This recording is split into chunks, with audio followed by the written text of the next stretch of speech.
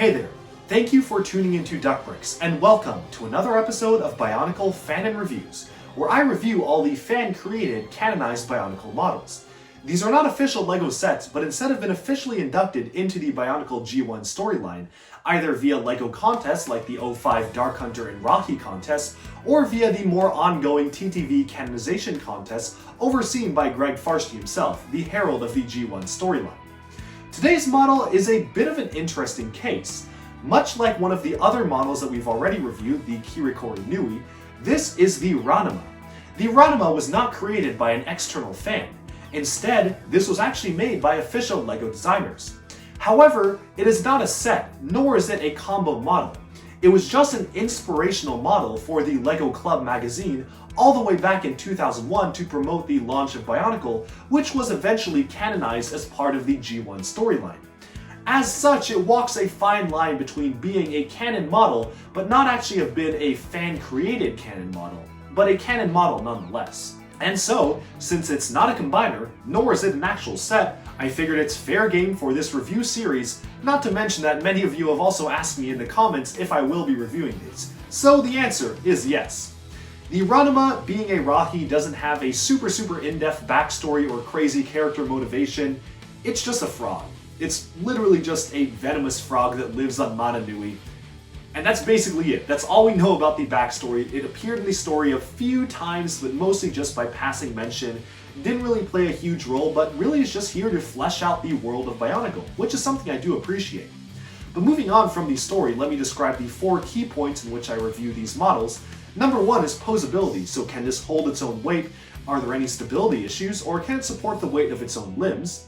Number 2 is building techniques. So was I impressed by the building techniques used, or is this just borrowing stuff from the official sets?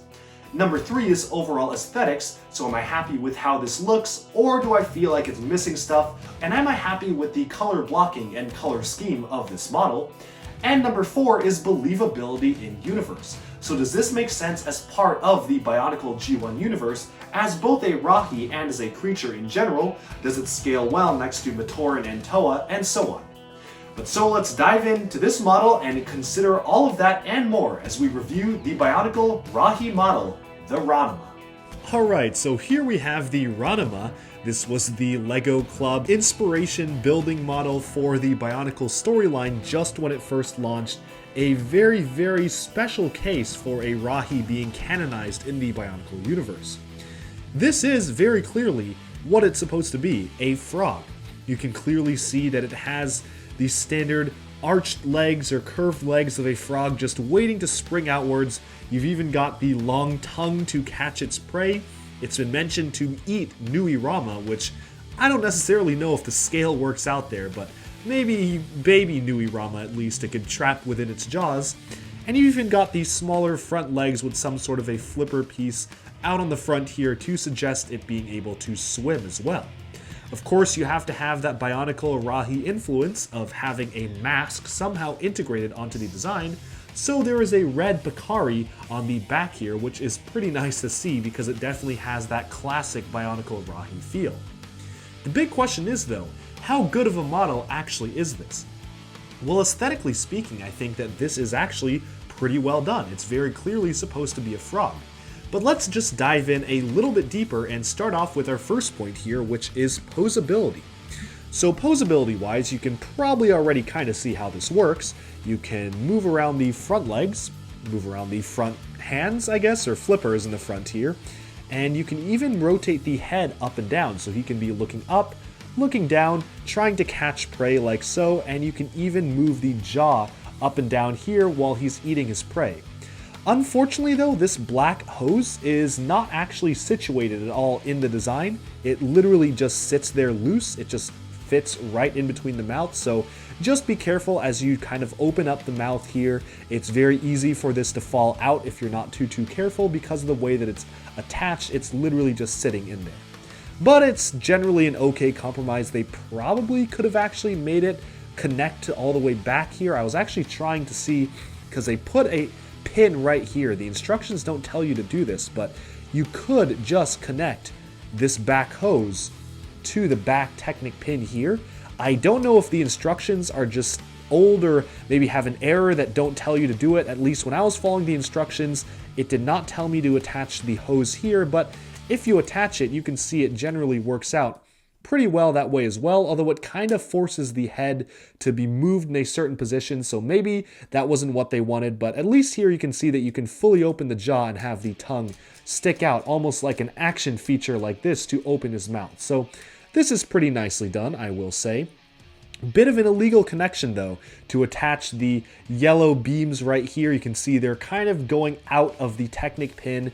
Definitely an illegal thing to do. Kind of strange how the rules were a little bit looser for LEGO designers back then, where they could actually legally suggest people to use very clearly illegal techniques that stress pieces back in official club magazines. But I digress. Let's just pull the focus back on the articulation.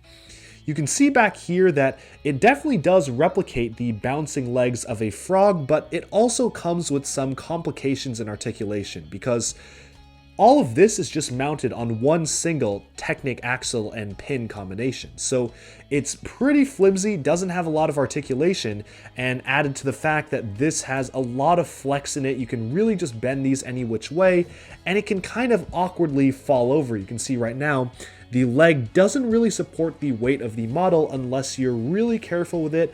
Maybe you have to angle it a little bit outwards like this and try to really rest those front feet on the ground. Then you can kind of get it to stand up, but even just applying light pressure to the back can kind of cause it to collapse a little bit. This can really awkwardly bend forwards and backwards based on the way that it works out based on the Mata hand here. So it's definitely something you kind of have to fiddle with to get in any semblance of a good position here. It's a little bit of an awkward model, to be honest, although when you can actually get it right, and when these aren't flopping all the way like it just did right now, you can definitely see the frog influence. Outside of this though, it's a very small and simple model, so there's nothing else to say about posability. It literally just poses exactly where you would think it would pose. Moving on though to building techniques, this is actually something that kind of impresses me, at least for the torso. It's pretty unique taking the torso of a Toa Mata, wrapping the Throwbots or Slizers or Robo-Riders torso around it to basically add some bulk to the Toa Mata torso, and then using the Throwbot heads as a lower and upper jaw here are actually a pretty inspiring technique. It really does look like two halves of a jaw here, and it definitely works out to form a very friendly cartoonish face. I can very clearly see this as the face of a frog just because of the use of also these Toa Mata feet here to really allow the eyes to even move on the eyeballs themselves as well. Even moving on to the back, I think that the mask is maybe a little shoehorned in, but at least it's integrated generally well. You can definitely see this as part of a continuation of the curve of the body, although I also do feel like if you just omitted this part entirely, just remove that black axle there, this would have worked out just fine too. So definitely if you're on a budget, don't want to have to purchase one of the red Pikaris, this works out perfectly well without it. It's just adding on a little bit of an extra detail and making it feel just that much more connected to the universe. Maybe Makuta Pterodax could infect a Pikari and place an infected mask on the back of this Ranama here. That would be a pretty funny thing, although I don't know how much of a big threat this would pose to any Toa or Matoran. Moving on though from building techniques, I know this is a bit of a quicker review, but I think the next thing to discuss here is the aesthetics. I think that the aesthetics actually work out really well. When I see this, the immediate first thing that comes to mind is some sort of a tropical frog, maybe some sort of a poisonous one, because of the bright red and orange coloration. It definitely feels like something that maybe you would even see in real life without the Bionicle influence, but having a frog with this color scheme of the red and the orange and yellow. It also very much sticks closely to the color scheme and doesn't really deviate from it outside of a few black pieces here and there for structural integrity. That's another thing I do like, is that they actually attempted to have some sort of a color gradient. The lower jaw is orange, you've got some yellow pieces linking it together, and then the top part is all red. It definitely feels like an animal that would exist in nature as a frog-like build. And it's definitely a very unique build that really conveys the feeling of a frog. I also do really appreciate the tip of its tongue being a different color, kind of a highlight color being in yellow here.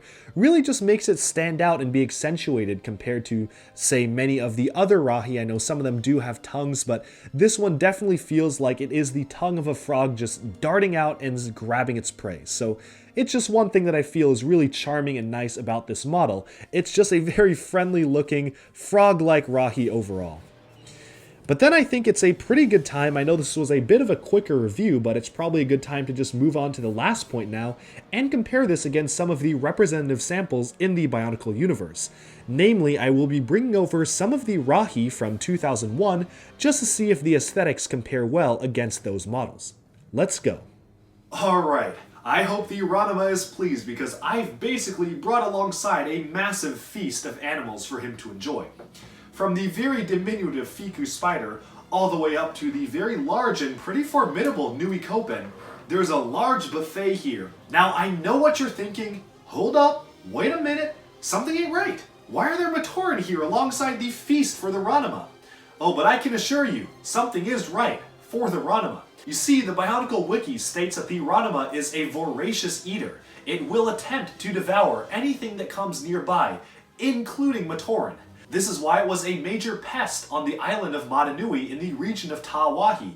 Imagine a Tohunga walking up to the Ranama just thinking it's a cute, friendly frog. Oh, this Tohunga's about to become a snack, that's what I can tell you.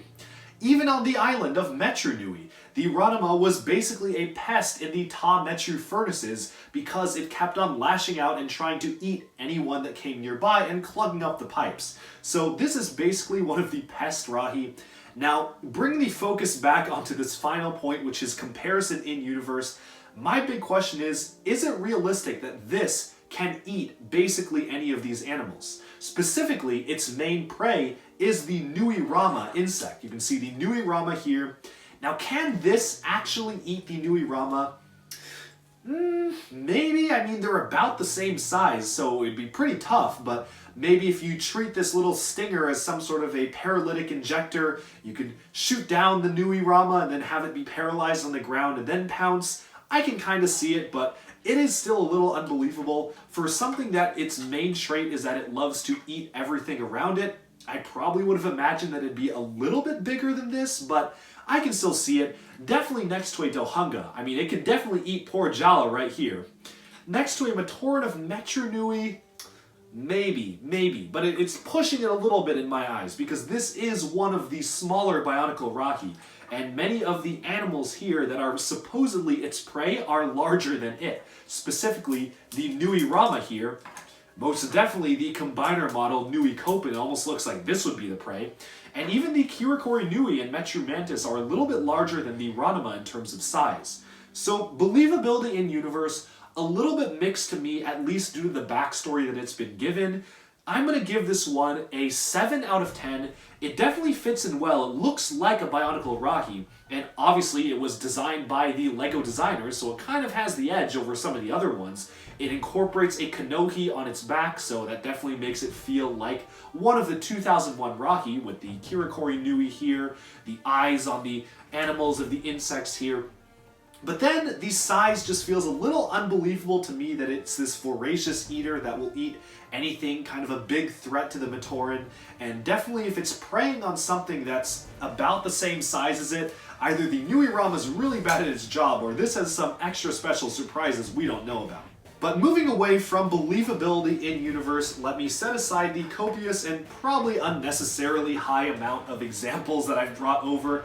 I just wanted to see all the different insect-like creatures that I could find for it to snack on. But moving aside from this, I think it's now a good time to focus directly on this model and briefly talk about the other 3 points that I'm doing for the reviews. Number 1, poseability. I'm gonna say poseability is a bit of a mixed bag here.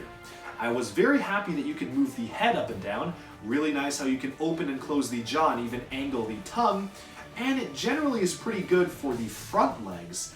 But then honestly, the back legs just feel a little flimsy to me. You can see just how easy it is to get these out of whack and wobble around. I think it almost feels like there's one too many loose joints here, coupled with the fact that obviously the back legs can be rotated around freely based on being only attached by one Technic pin. You also got 1 point of rotation here, 1 free moving ball joint here, another free moving ball joint, a third and a fourth. That's 1, 2, 3, 4, 5 different points of rotation. Almost feels a little excessive to me. I probably could have gone with a little bit less than this, especially because I do actually feel like sometimes all of this movement is making it a little bit difficult to stand. If you notice, when I just plop it on the ground, it's really easy for one foot to kind of splay out to the side if you apply even just a slight amount of pressure onto it. Really hard and annoying it sometimes to get this to just stand up straight. And honestly, for something of this size, I would expect it to be a lot more stable than it actually is. It's surprisingly flimsy for something of this size, and also for something having been built by the official LEGO Bionicle design team. So definitely a bit of a mixed bag, although there are some things I do like, particularly the head. So I think it's going to get a 7 out of 10 in terms of posability. I am not the biggest fan of the way the back legs are constructed, making it be a little bit flimsy, but I do really like the head, and that kind of balances things out because the head feels very charming and large and movable to me. So 7 out of 10 I think is pretty fair for this model.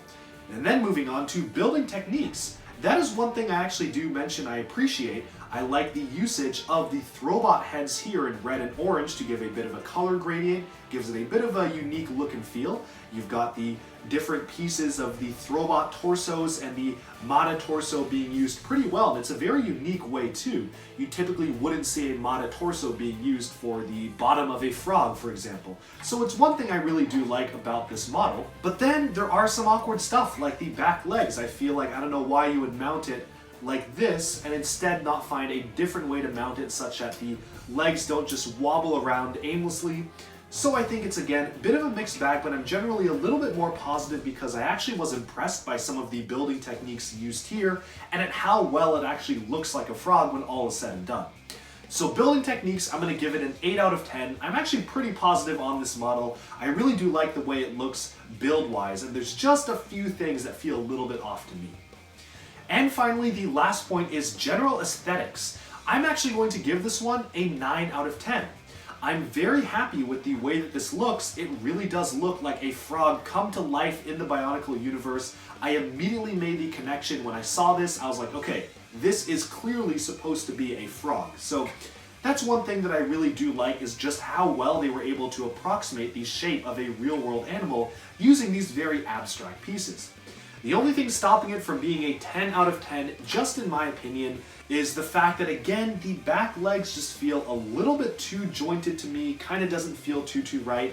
And yeah, it does sometimes feel like the Kanohi mask on the back here, the red Picari, is kind of just slapped on there. I almost feel like it'd be better off maybe without it, just making it look more like a realistic creature.